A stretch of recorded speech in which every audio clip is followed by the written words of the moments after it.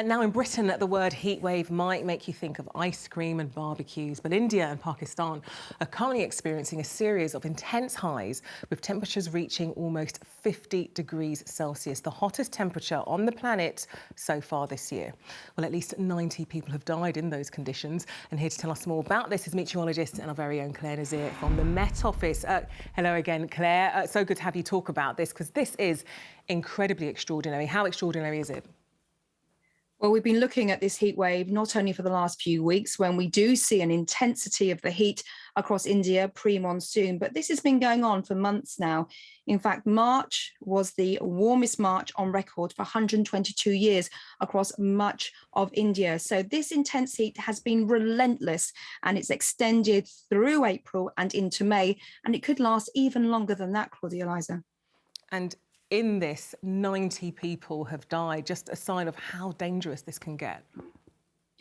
It's too hot for humans. Any temperature above around 45, 46 degrees Celsius is incredibly oppressive.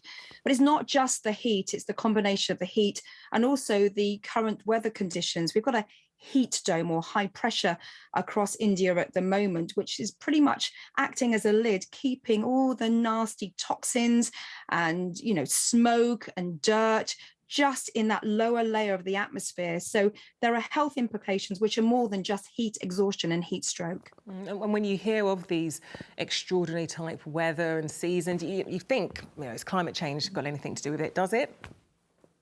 Of course it does. I mean, over the last 4 or 5 decades, we've seen the number of heat wave days in India and Pakistan go up from about 400 a year to around 600 a year. That's absolutely huge. It really is. I say over a decade, not a year. But so the threshold for India is around 40 degrees. When we see temperatures of 51 degrees Celsius, that's just unbelievable. It's just too much for anyone to cope with. And obviously with that, the land is so arid, everyone's just waiting for the monsoon to kick in. So can we expect these sorts of temperatures to spread to other parts of the world, do you think? Well, we've been seeing it already. Just 2 years ago, on the 20th of June, we saw a temperature across the Arctic in Russia of 38 degrees Celsius. That's 2 degrees off what we define as a heat wave in India. And last year, on the 28th of June, we saw a temperature in Lytton, British Columbia, of 48.9 degrees Celsius.